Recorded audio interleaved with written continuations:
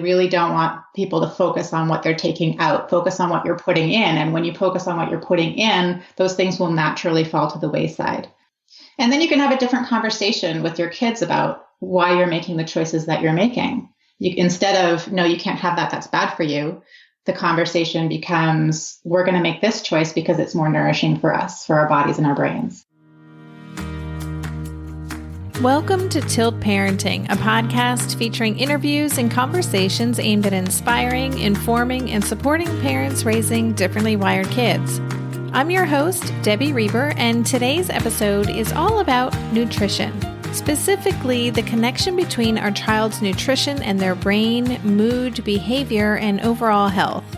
My guest is nutritionist Jess Sherman, and I love her perspective on this topic, which I know can be overwhelming for many families, because Jess very specifically designed her work to support parents in bringing more nourishment in their children's lives, including, or maybe especially, those with food sensitivities, picky or aggressive behavior, or those who just can't even sit down to eat. On the homepage of her website, Jess writes, "If you have a different vision for your family's health than what you're experiencing now, you're in the right place."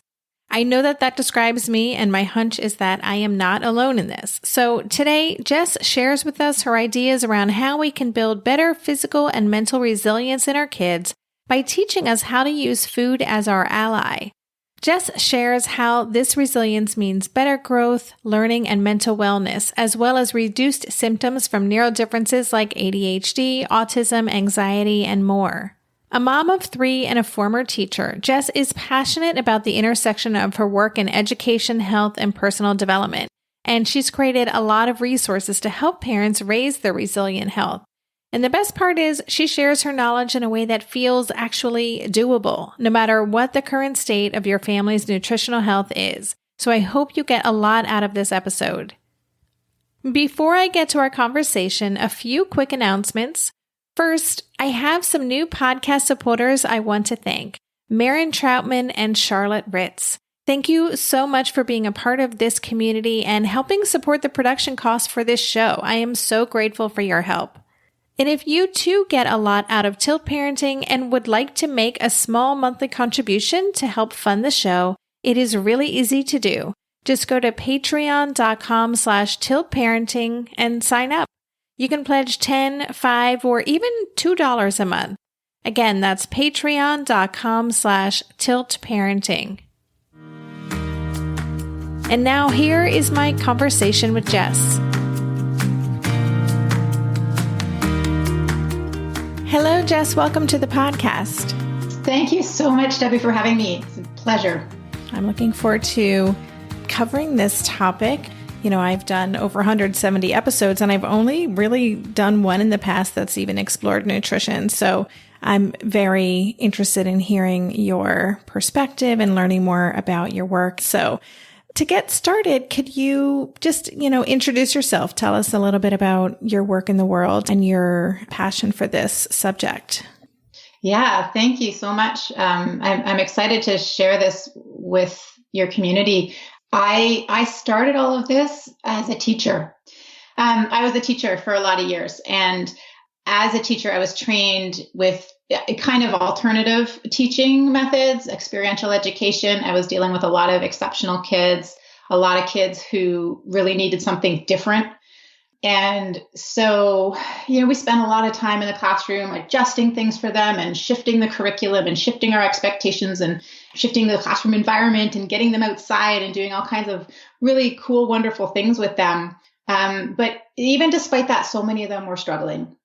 And I really wanted to learn more about how we could better help kids grow into themselves, really discover who they were. And I was feeling really constricted by being in the structure of school. And so I left school for what I thought was going to be a short period of time to study holistic health and nutrition. And then, 12 years later, I still haven't, I didn't go back to the classroom. What I do now is I teach parents and teachers actually too, what I found when I left, which was this missing piece of the puzzle, what I consider to be a missing piece of the puzzle that's not talked about that much, but it's this idea that the brain and the body actually work together as one interconnected ecosystem. And, now when I say that, it kind of sounds obvious. Like, of course, it's one body, it works together in the same ecosystem. But, when I looked around, I realized that what I was taught in education and what the kids I was working with were learning from, the medical community and what I was reading about, typically the brain and the body are very much addressed separately. And we never really learn how the brain affects the body and how the body affects the brain. And it's not integrated into therapies or into even, the social fabric about how we learn about health and this sort of thing. And so that's what I do now is when I became a mom, I realized, I got very, very excited when I was learning all of this, very excited because it kind of opened up my mind to this whole new toolbox of ways that we could help kids by improving the health of their body in order to help calm their minds and ease their anxieties and, help them learn and function better. And I got really excited and then I became a mom. And as everything, all bets are off when it comes to feeding a family. I realized how ill-equipped we are as parents to, feed our families in this way. So I really set my mind to simplifying things for parents. So that's what I do now. I curate all of this information, which is really exploding in a very exciting way. But I curate it for parents so that they can leave overwhelm and start to become confident in their choices, mostly around food and feeding, but also in, lifestyle and how they connect with their kids, how they communicate with their kids and that sort of thing.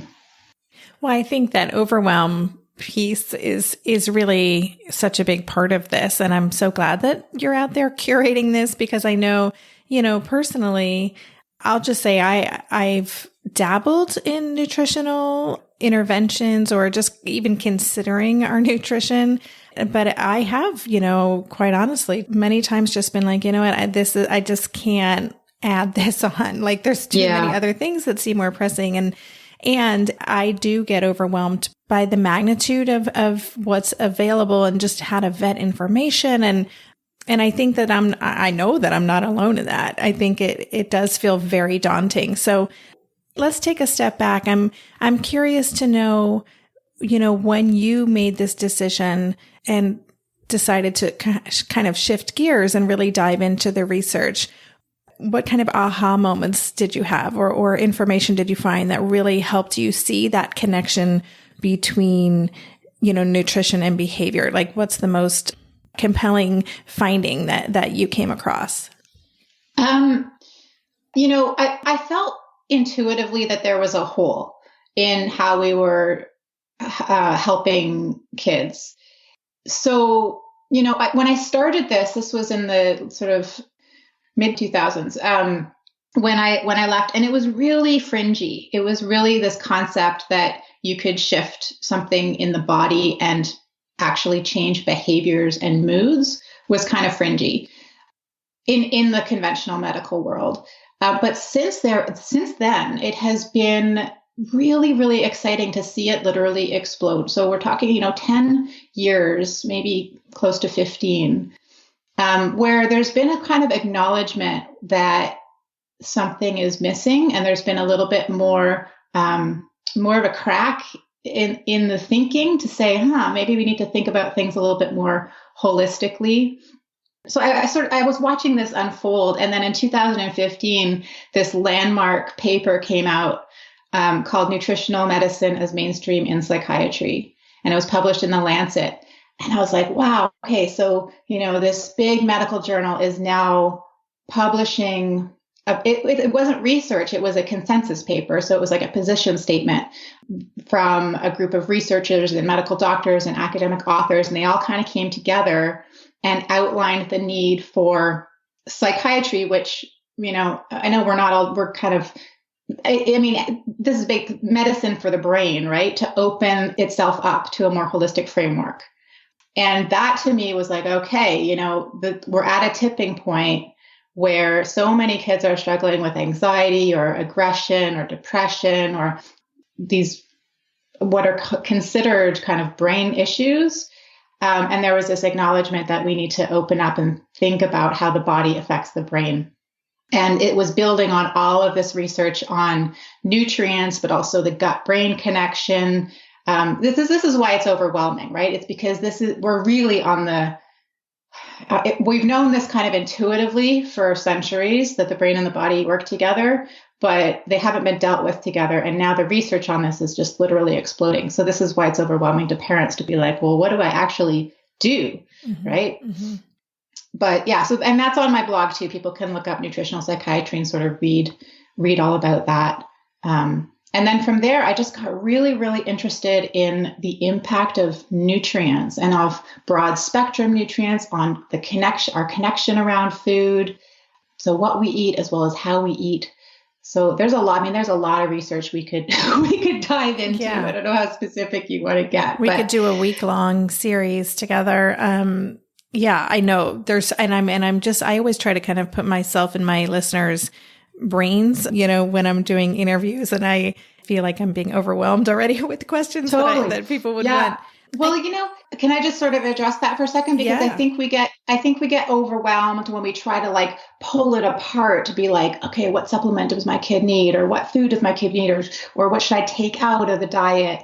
That's super overwhelming. And if we just sort of step back and think big picture and say the role of nutrition when we're dealing with 2E kids or exceptional kids or autistic kids or kids with anxiety, or, whatever label or whatever behavior or struggle or whatever you want to call it, when we step back, we say, all we're trying to do is make them healthier, right? Anything that we can do with food that makes your child healthier is worth doing, whether that's adding something in or taking something out.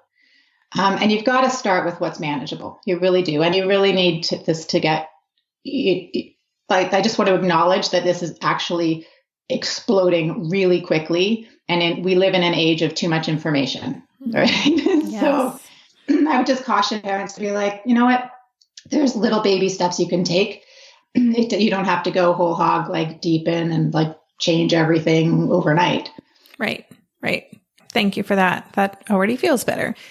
So I guess, I'm curious to know, is it differently wired kids with neurodifferences who are kind of magnifying the impact of nutrition? I mean, I'm assuming that nutrition, this connection between brain and body is true for absolutely everyone, but do we see the impact more when we're talking about neurologically atypical people?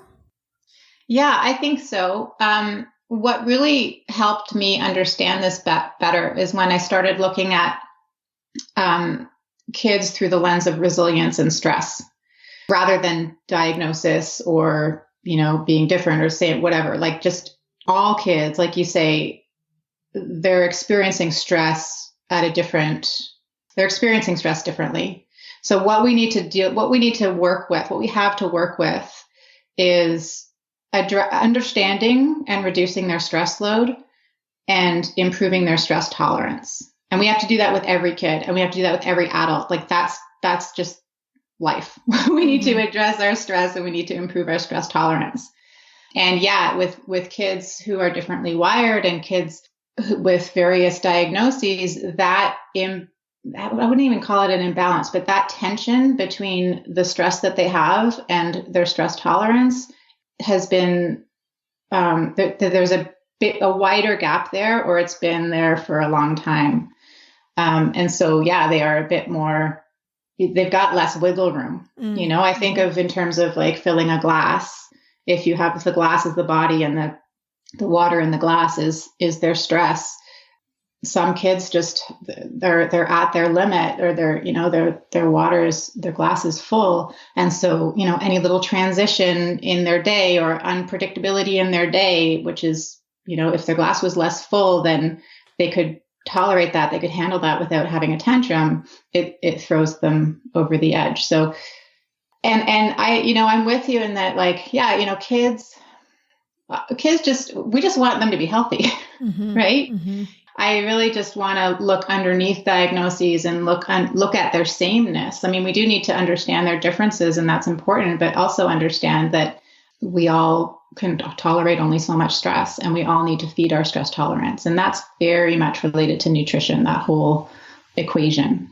Yeah. And I recently did an episode with Dr. John Duffy about raising the new teen in the age of anxiety. And that's, we talked about just how different and more intense the experience of just daily life is for today's kids and teens. Yeah. And I would add to that. I mean, it's so true. They're working at a different level. And I think of it as sort of a perfect storm where they have more stress inputs than ever before, and their stress tolerance is at an all-time low. And partly that's because of nutrition. That's the power of nutrition, is because when I say stress tolerance, I'm talking about, the mechanisms in our body through which we manage stress. So that's very hormonal. It's very much related to neurotransmitters. Even detoxification comes in there. And if those systems aren't working well, then we have a reduced ability to tolerate stress. And those systems are driven by nutrients. They're driven by nutrition. So the more, I think this is why they're finding that, we have quite a few studies now on how, even broad spectrum nutrient supplements or changing the macronutrients of a diet. So not particularly taking a specific thing out or adding a specific thing in, but just sort of shifting eating patterns and adding more nourishment in general to the diet helps stabilize moods and reactions and basically what I would call improve stress tolerance. We'll be right back after this quick break. During this month of planning and organization for big transitions, rhythms and routines have been absolutely essential for our physical and emotional well-being. So Green Chef nights are reliably and predictably a good night. We know the ingredients will be fresh and prepped, the instructions easy to follow, and the meal delicious. We're all still talking about last week's turkey tacos with mango chimichurri sauce, refried beans, and Monterey Jack cheese. Green Chef contributes to a healthy lifestyle with easy and delicious menus like fresh seasonal salads and grain bowls. And with over 80 weekly meal and market options, plus rotating options to suit a variety of lifestyles, whether Mediterranean, plant-based, calorie-smart, keto, protein-packed, gluten-free, there are always plenty of options to choose from.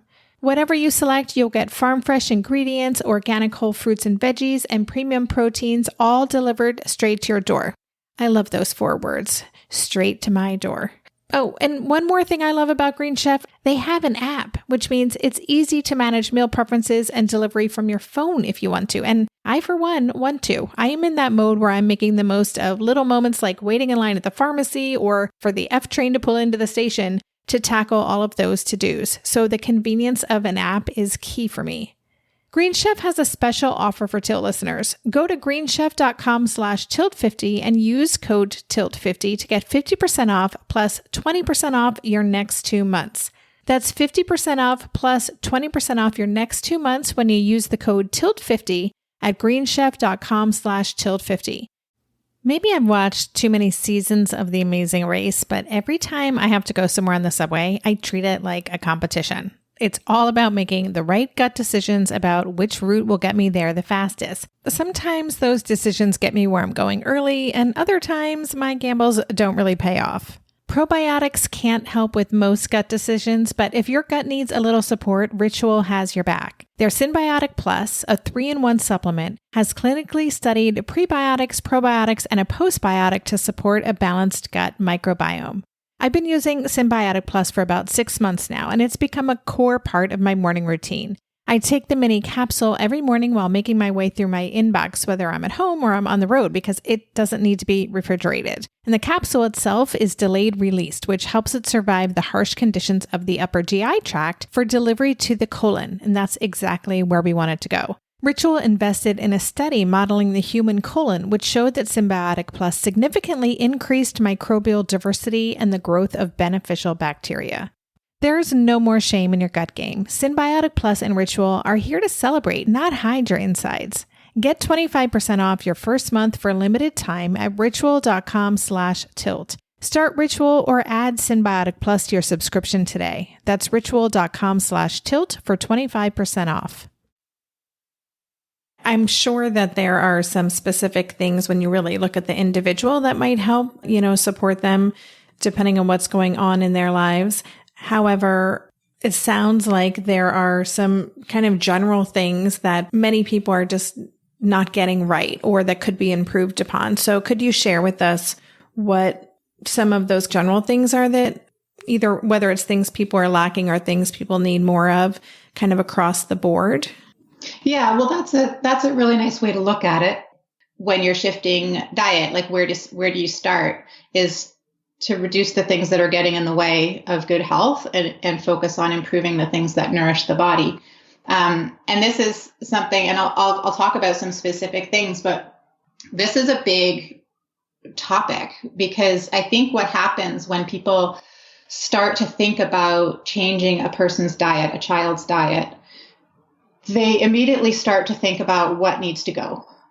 We got to take out the sugar. We got to take out the additives. We got to take out the dairy, or we got to take out, you know what I mean? Like this is the conversation that I'm hearing in general. It focuses kind of on restriction. And that's scary. Like that is really hard. I'd say that's the number one fear that people come, when they're sort of interested in working with me, they're like, but I don't think I can take anything out of my child's diet. And I think it's a very valid fear. And it's really not where I start. It's important to consider at some point because a lot of kids are reacting poorly to foods. But I start with nourishment. I start with focusing on what can we add into the diet to nourish our kids a little bit more. So the very first thing that I have the families that I work with start to think about, or the skill that I want them to develop, is to be able to look at a meal and be able to answer the question, how can I make this more nourishing? Without necessarily changing it too much. And that requires a little bit of, understanding of nutrients and different foods that they may not have used before, which I would, also acknowledge is something that we just don't learn as parents. You never learn how to use this tool, and yet it's so important. So little things as examples would be like putting some more fiber in the cheese sauce for the macaroni and cheese, for example, like putting in some psyllium husk or putting in some smashed sweet potato or cauliflower blends really nicely into that. And just sort of random example, but I know a lot of kids really like macaroni and cheese. So, you can take something that's familiar to them and look at it and say, okay, how can we make this a little bit more nutritionally dense by adding to it without shifting it? And of course, you have really super picky eaters, and we can talk about that if you want to. But that's where I would say would be the focus, to say instead of instinctively going to the food restriction piece first, let's go to the nourishment piece first. And sometimes it doesn't even start with what you're eating. Sometimes it starts with how you're eating. Can you guys, can the family sit together? And a lot of families don't sit together for family meals, even once a week, twice a week. Nourishment also has to do with getting them sleeping better, connecting with them, snuggling with them. That's all nourishment too. So when you think of food in this broader context as one of the tools that we use to nourish our kids, I think it kind of opens things up a little. As you were describing kind of how can we put a little fiber into this, or I was remembering there's a book that Jessica Seinfeld wrote many, many years ago, Deceptively Delicious. I'm sure you're familiar with that book. Yeah. I remember when that came out, I think my son was 3 or 4 or something. And I was into it for a little while. I'm like, well, I've just made these cupcakes, but really they've got X, Y, and Z in them. Is that kind of the thing you're talking about? It could be as simple as that, to start just adding some or sneaking in some nutrients. I think it's a starting point. I remember when that book came back out as well, and there was a big backlash against it as well, because people were, upset with the idea of having to like sneak things into their kids. So there was like these two camps, and I have nothing wrong with sneaking stuff in. I do talk to my kids about the stuff that I'm, quote unquote, sneaking in. But that's where we're at. Like you got to figure out where your kids are at with all of this, right?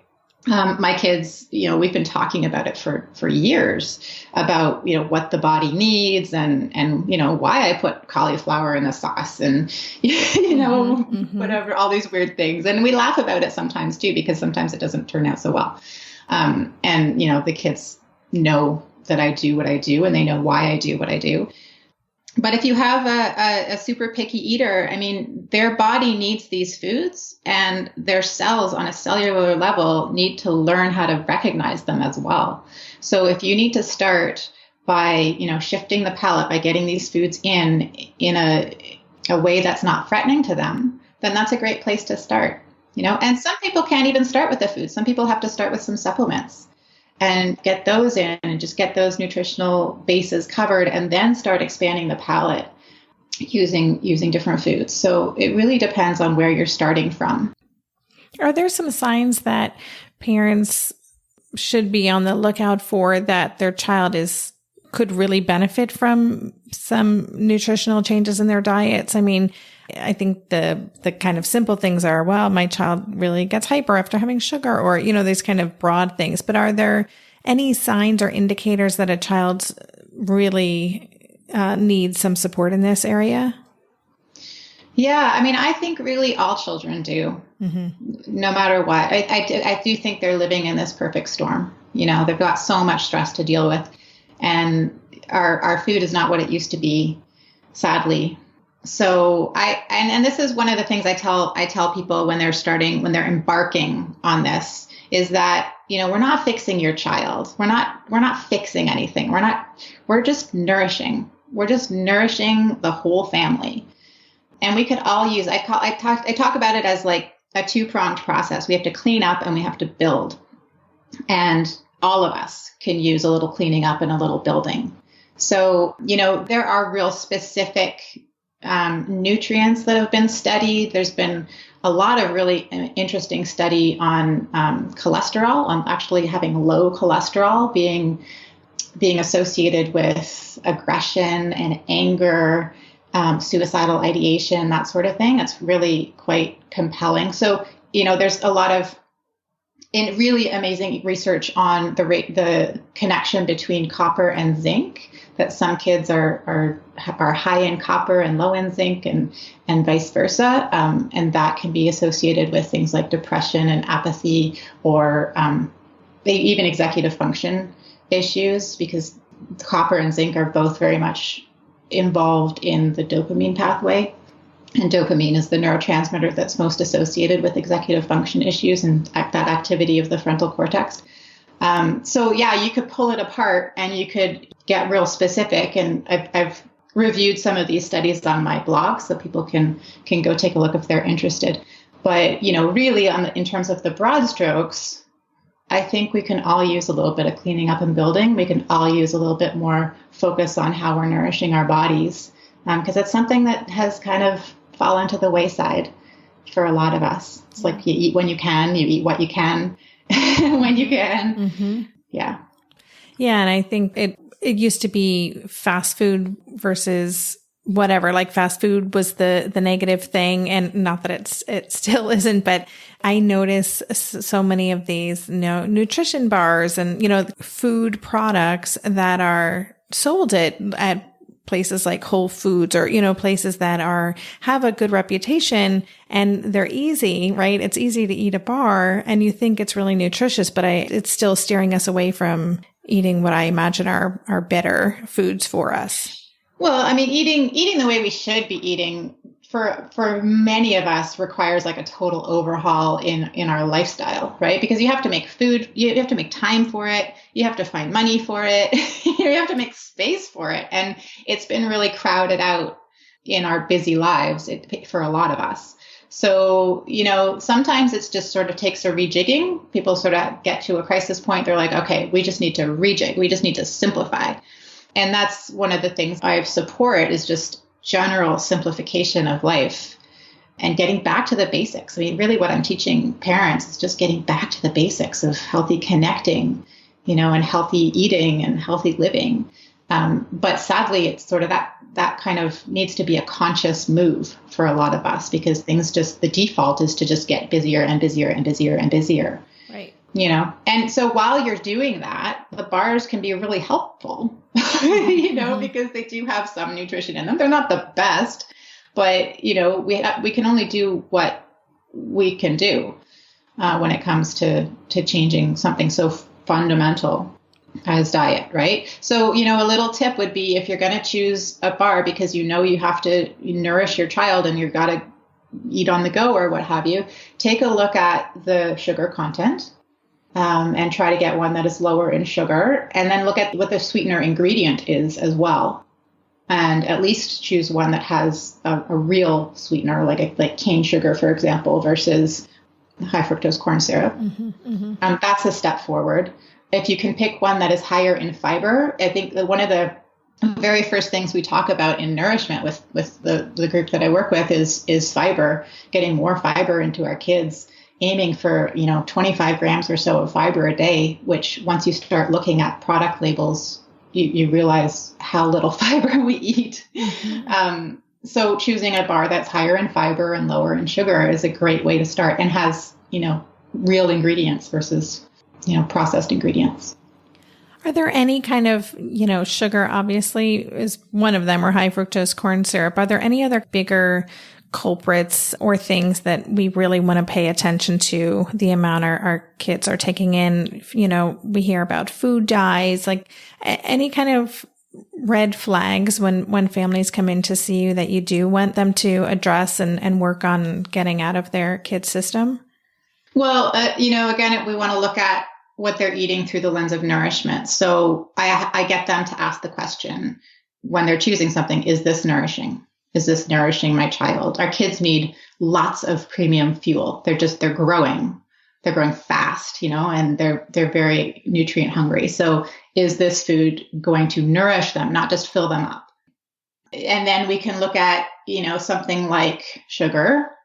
Is that nourishing them? No, not really. Not only is it not nourishing them, but sugar has been shown to enhance nutritional deficiencies by helping the body excrete nutrients as well. So a high sugar diet tends to be also low in vitamin C and calcium and magnesium, because sugar helps the body deplete those things.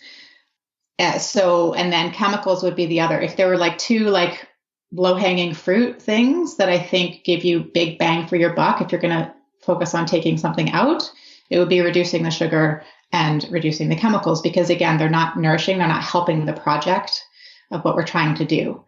But, I say that sort of cautiously, because I really don't want people to focus on what they're taking out, focus on what you're putting in. And when you focus on what you're putting in, those things will naturally fall to the wayside. And then you can have a different conversation with your kids about why you're making the choices that you're making. Instead of, no, you can't have that, that's bad for you, the conversation becomes, we're going to make this choice because it's more nourishing for us, for our bodies and our brains. Yeah. So it's that lens shift of food as fuel.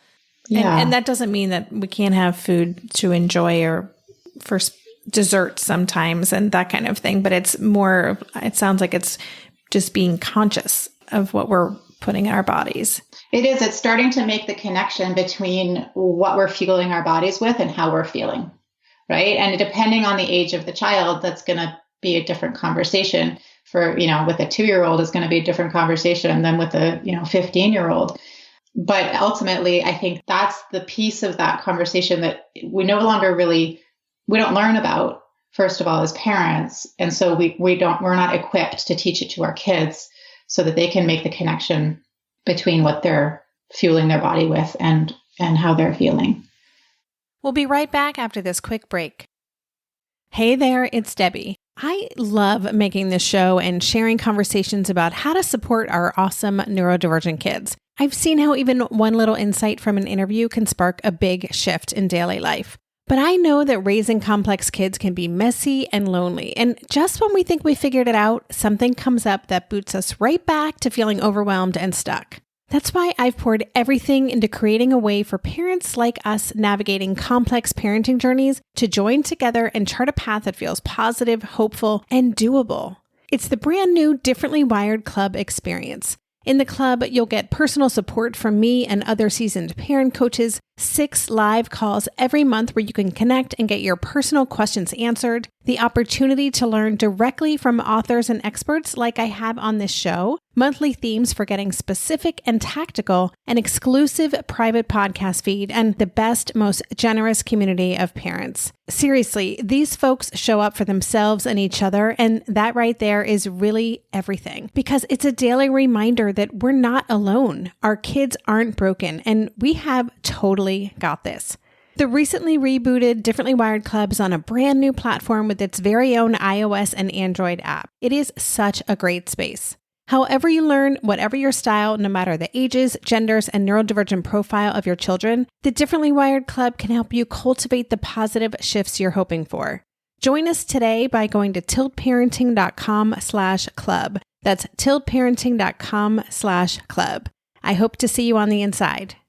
If you like this show, there's a decent chance you'll also enjoy the Shameless Mom Academy. Hi, I'm Sarah Dean, the founder and host of the Shameless Mom Academy. The Shameless Mom Academy is a podcast for moms that centers moms more than it centers your kids. I'm not going to teach you how to make baby food or how to make your 3-year-old or 13-year-old stop having tantrums. Instead, I'm going to bring you back to yourself. For the last 20 years, I've been helping moms through growth and transformation. Inside the Shameless Mom Academy, I help you identify who you are and who you are becoming. Look, motherhood is hard. It brought me to my knees many times and sometimes still does. Returning to who I am and who I am becoming allows me to decide how to show up in all those sticky motherhood moments, but also in all my other relationships and in all the ways I show up in my various communities. So come check out the Shameless Mom Academy wherever you listen to podcasts. I'm willing to bet you'll leave feeling a little inspired and maybe even completely fired up. And you'll probably laugh a few times because I promise we never take ourselves too seriously over here. With 700 episodes to choose from, you're likely going to find something that sparks and speaks to you inside the Shameless Mom Academy. Let's talk about, for parents who are listening and who want to start implementing changes, like maybe this is really resonating with them. It sounds like, you just talked about how you would talk to a 2-year-old versus a 15-year-old. So this is like a lifelong project, and this is an important part of our work as parents. How do we go about making changes if we've already established, what if what we're discussing, even just introducing more nutrients, feels like a pretty radical change from what we've been doing for many years? How do we start this conversation with our kids? How do we start making these changes? Well, I think it starts with some confidence. You have to feel confident that what you're doing matters, because our kids are little sponges, right? And they're watching us all the time, and they will sense when if we're like, we're going to make this change because somebody told me that I need to do this.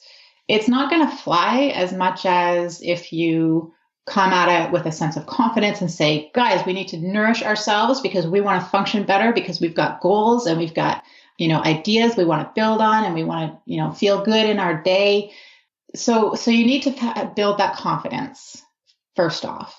And maybe even that means doing some things for yourself as a parent first, and starting to feel that shift in your health and in your energy, and in, maybe your brain fog lifts, and maybe your anxiety, shifts and things like that. If you can feel that in your body, that's a great perspective to bring to your kids. So sometimes that's the first thing. And the second thing is also if there are 2 parents involved, have a good conversation with each other and really create a plan and stick to it. Because when 2 parents present themselves as a unified front, things work a lot better, right?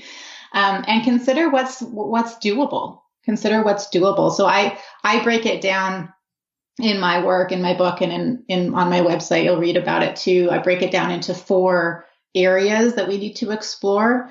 But even if, you choose one of them and just like one strategy within one of them, whatever feels doable, and just get used to it, and just start experimenting with it and start working with it. So it really doesn't have to be an all or nothing thing. Anything that you can do to improve what's coming into your kids will help them get healthier. And when they get healthier in their bodies, they will function better and they will feel better.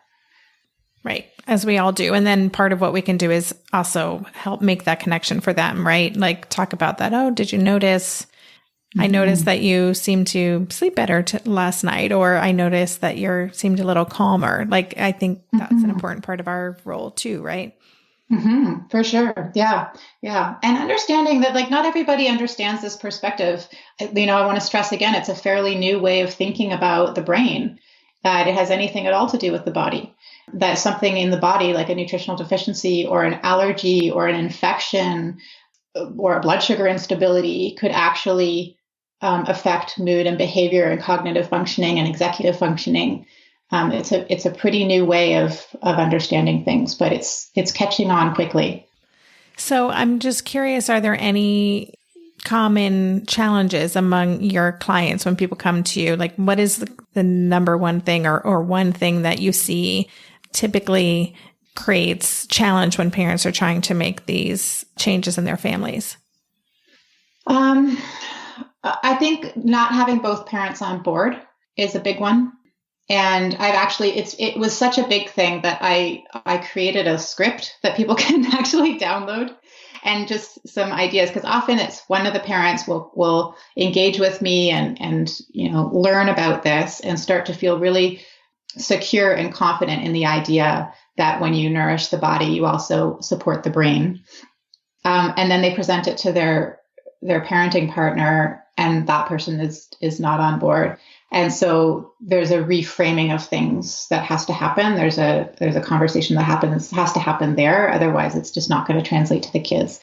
So that's a big challenge. And then the second challenge is not having their kids on board. So that's like the picky eaters or the aggressive, kids who will be combative about it. And, they're naturally like that anyway, because they're highly anxious kids or have that sort of aggressive edge to them. And so getting them to actually make different decisions is a second stumbling block. But I guess what I stress to parents is that these are all behaviors that can be worked through, and it's worth working through them. But you sort of have to have that confidence that it's worth doing this, because it is challenging. There's no two ways about it. It's challenging. Right. But it's a challenge worth taking on, absolutely, because the changes that I see in kids and in families are quite profound. When you start to see, the obsessive behaviors often will resolve. Sleep gets better, so everybody in the house is sleeping better. Anxieties reduce,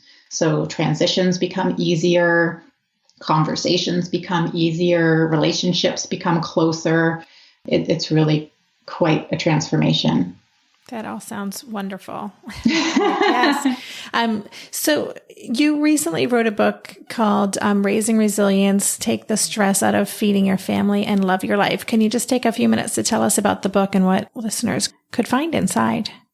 Yeah, I wrote it a couple of years ago, and it was really a compilation of all that I had learned over about a 10-year period, having worked clinically as a nutritionist, but also just reading the literature and going to conferences and learning from doctors and nutritionists and therapists.